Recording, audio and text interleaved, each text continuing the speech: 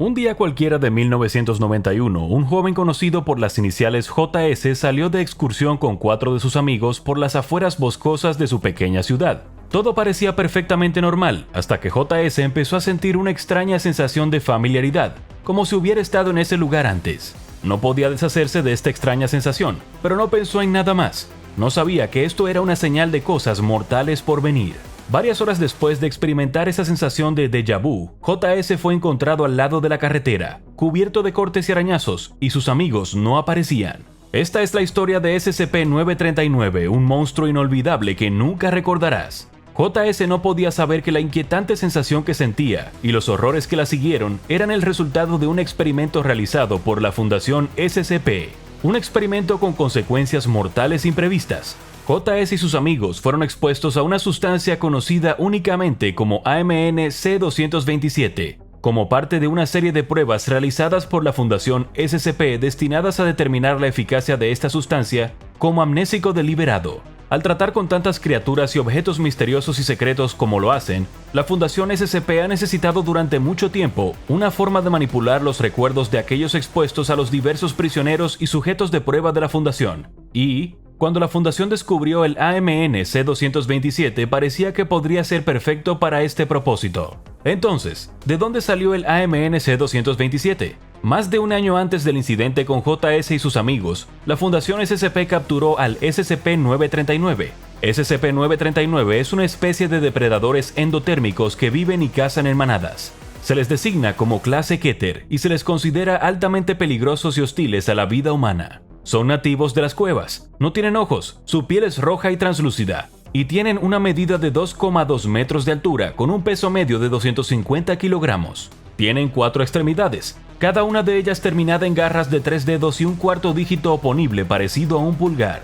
Además de sus afiladas garras, su boca está llena de dientes rojos en forma de colmillo, que alcanzan hasta 6 centímetros de longitud. En lugar de sus ojos ausentes, tienen puntos sensibles a la luz que recorren su espalda, cubiertos de espinas que se cree que detectan los cambios en la presión y el flujo del aire. Además de sus muchos otros atributos aterradores, la anatomía interna del SCP-939 plantea un misterio biológico. Estas criaturas no tienen sistema circulatorio ni tracto digestivo. Así es, a pesar de ser depredadores que aparentemente actúan por necesidad de alimentarse, no tienen estómago. En su lugar, cuando comen, su comida se acumula en su sistema respiratorio hasta que su presencia inhibe la función, y entonces es regurgitada. A pesar de ser una criatura que no debería bajo ninguna condición lógica ser capaz de vivir, SCP-939 sigue persistiendo, e incluso es capaz de dar a luz a crías vivas tras un periodo de gestación de 12 meses. La Fundación SCP pudo estudiar una camada de estas crías que nacieron en cautividad en septiembre de 1992, aunque las criaturas siguen siendo un misterio científico como lo fueron al ser descubiertas. Todo en ellos parece desafiar la lógica del mundo natural, lo que, para ser justos, no es nada nuevo para la Fundación. Se descubrió que el sistema respiratorio de SCP-939 exhalaba pequeñas trazas de una sustancia amnésica en el aire, a la que se le dio el nombre de AMN-C227. Este compuesto bloquea la formación de recuerdos mientras dura la exposición a él, más un periodo de 30 minutos después de la exposición más o menos. Es incoloro, inodoro, insípido y completamente indetectable en el torrente sanguíneo después de solo 60 minutos. La Fundación SCP aprobó el uso del AMN-C227 como amnésico de clase C en 1990, tras algunas pruebas iniciales. Sin embargo, tras un incidente concreto en el que se vieron implicados un joven y sus amigos, se suspendió el uso oficial del AMN-C227. A JS y a 3 de sus 4 amigos se les administró previamente una dosis de AMN-C227, aunque los detalles de por qué se les administró el amnésico se han eliminado del expediente. Varios meses después de la exposición al AMN-C227, JS y sus amigos salieron de excursión.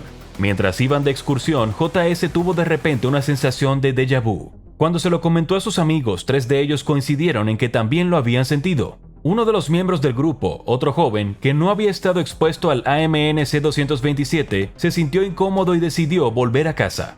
JS y los 3 miembros restantes del grupo tomaron la decisión de permanecer en el bosque y tratar de determinar qué era lo que provocaba la inusual sensación de familiaridad. A medida que se acercaban más y más a una gran cueva cercana a la ruta de senderismo, la sensación de haber estado allí antes era cada vez más fuerte. Armados con una sola linterna y una tonta curiosidad, los 4 se adentraron en la cueva. Se adentraron cada vez más en la oscuridad, sin saber por qué se sentían así ni qué podrían encontrar dentro. Ninguno de los miembros del grupo podía explicar qué era lo que les resultaba tan familiar, solo que cuanto más se adentraban en la cueva, más pronunciada era la sensación.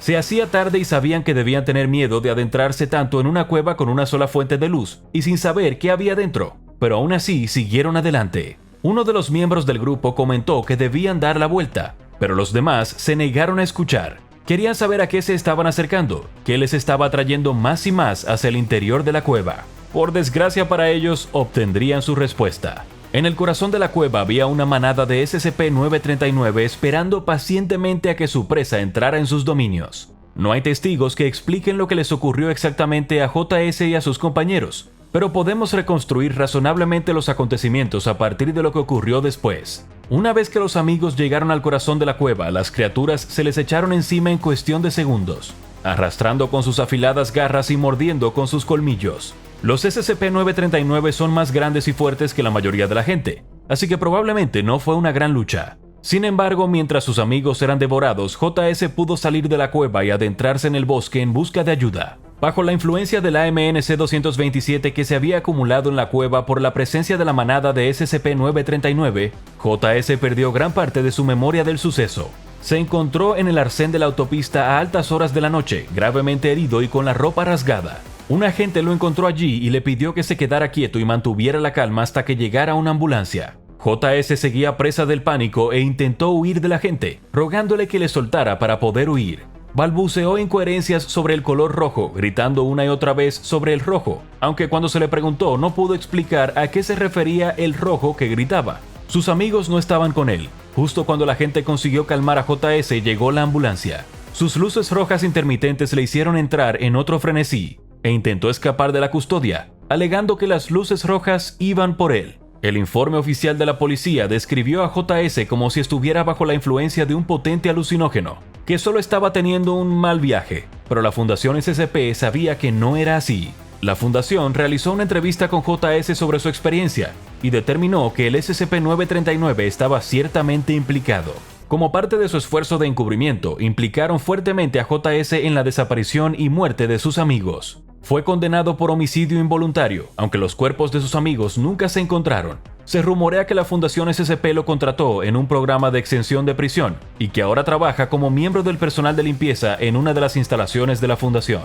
Este incidente condujo a la suspensión del uso del AMNC-227, ya que reveló cierta información vital e inquietante sobre los efectos secundarios del compuesto. Tras la exposición al AMNC-227, una persona que se encontrara expuesta de nuevo a él experimentaría una sensación de familiaridad y se sentiría obligada a investigar el origen de esta sensación.